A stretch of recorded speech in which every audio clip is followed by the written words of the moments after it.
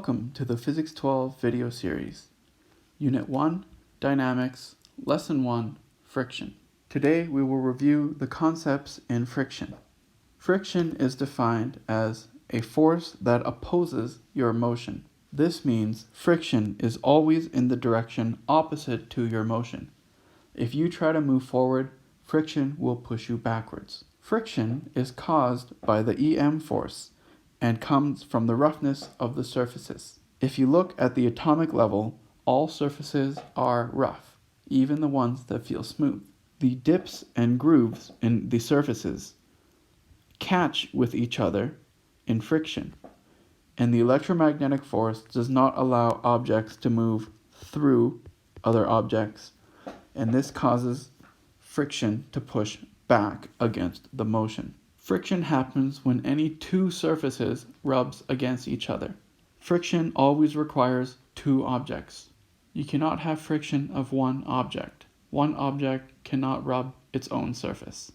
Friction itself depends on two things: what two surfaces are rubbing together and what they are made out of, and how hard the objects are being pressed together. How hard objects are being pressed together is found by the normal force. The normal force is the opposing force created when an object tries to pass through another object. This also arises from the electromagnetic force. So simply put, friction itself is dependent on two different things. What two surfaces are rubbing together? Now this is shown by a coefficient of friction we call mu. It is also dependent on how hard the objects are being pressed together, which can be measured by looking at the normal force. The harder you push into something, the greater the normal force will push you back. If you can push harder than the normal force, you will break the object and you will no longer have friction. There are two types of friction. The first type is static friction. Static friction is friction force that occurs with objects that are not in motion relative to each other. Here, static means unmoving. If two objects are touching and they are not moving relative to each other, there will be static friction between the two that opposes any motion. This force is a matching force and will match your applied force, much like the normal force. If you push only 2 newtons, static friction will only push back 2 newtons. Static friction will match your applied force up until a limit. If the applied force is greater than the static friction, the object will move. Static friction can be found by the equation: the force of friction is less than or equal to the coefficient of static friction multiplied by the normal force. The force of static friction is less than or equal to the product of the coefficient of static friction, given by mu s, and the normal force, given by F sub n. For example, assuming Mr. Hampton weighs 80 kilograms, if it takes 756 newtons to move Mr. Hampton, what is the coefficient of static friction for me? So here, for this question, we know that the static friction is less than or equal to the coefficient of static friction times the normal force. So let's draw a free body diagram of this situation. We have the force of gravity pulling me down, the normal force of the ground pushing me up. We also have our applied force pushing us forward and friction trying to stop us from moving. We know this is static friction because Mr. Hampton is not currently moving. We can also assume that he is not falling or floating in the air, so our normal force is equal to our force of gravity. In the question, this is also the amount of force it would take to move Mr. Hampton, so our applied force is equal to our force of friction. Using these two assumptions, we can find that the force of friction less than or equal to the coefficient times the normal force becomes the applied force is equal to the coefficient of static friction multiplied by the force of gravity. This inequality becomes equal because this is the moment when we move, so we know the friction has reached its maximum amount. Here, our applied force is given in the question. Our coefficient is the value we are trying to find, and the force of gravity is equal to the mass times gravity. Our coefficient is equal to our applied force divided by mass times gravity. This is equal to 756 divided by 80 times 9.8. This gives us 0.9643. The coefficient of static friction does not have units, so we do not have to worry about units. We do have to worry about sig figs. In this question, we have one value, 756, with 3 sig figs, so our answer must have 3 sig figs. Our coefficient of static friction is 0.964.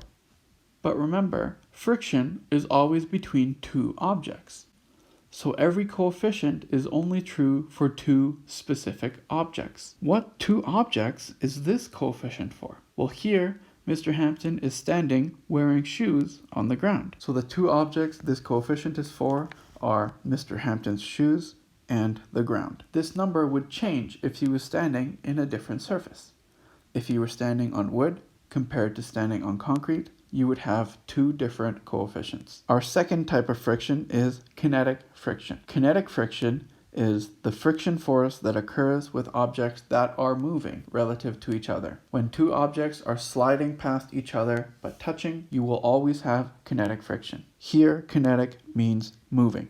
So in other words, this is moving friction. In this case, static friction has lost, so kinetic friction will push as hard as it can to make sure this object stops again. This force is constant no matter what other force is being applied and always moves against the direction of motion. If something has started to move, kinetic friction will always push with its maximum force to try and make it stop. Therefore, kinetic friction can be found by Ff is equal to mu k times Fn, or the force of kinetic friction is equal to the coefficient of kinetic friction and the normal force. Notice here we have a coefficient for kinetic friction and a coefficient for static friction. Every two surfaces will have two values of coefficients, one for static friction and one for kinetic friction. Kinetic friction is almost always smaller than static friction. There is only one exception, and that is Teflon with Teflon, where kinetic friction and static friction, their coefficients are the same. The equation is very similar,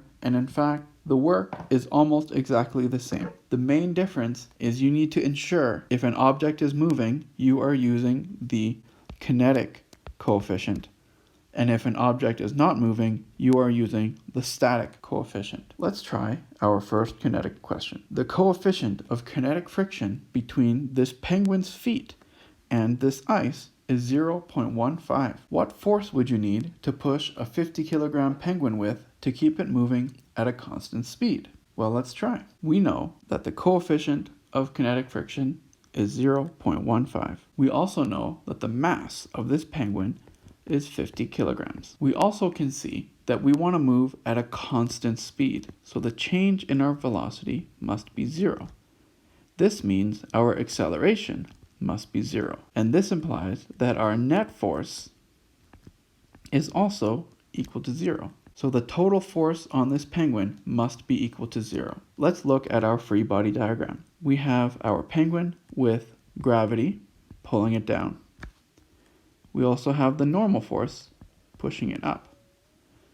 We have our applied force of us pushing the penguin forward.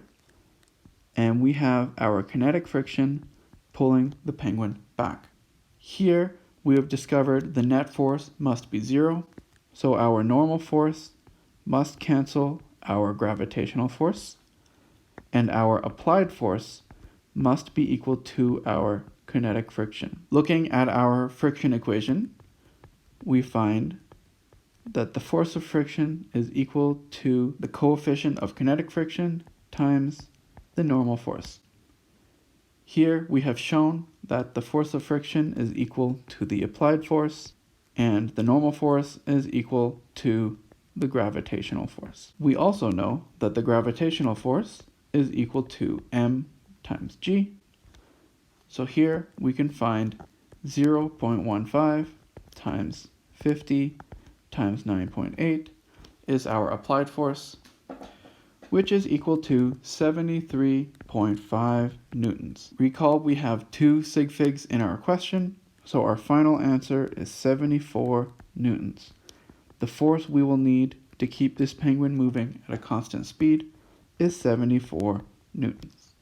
Lastly, try a 50 kilogram object accelerates at 2 meters per second squared. If you applied 250 newtons of force to get this motion, what is the coefficient of kinetic friction? So here in this question, we must assume that the object is already moving, and we know the mass is equal to 50 kilograms. We also know that the acceleration is equal to 2 meters per second squared, and our applied force is equal to 250 newtons. Let's draw a free body diagram. We have our gravitational force and our normal force holding the object up. We have our applied force pushing the object forward and our kinetic friction pulling the object back. We know our total acceleration is equal to 2 meters per second squared. So our net force must be equal to our mass times the acceleration, which is 50 kilograms times 2 meters per second squared. Our net force is 100 newtons. However, our net force in the y direction is 0, so we can say that our normal force is equal to our gravitational force. Here we find the net force is equal to our applied force minus our force of friction.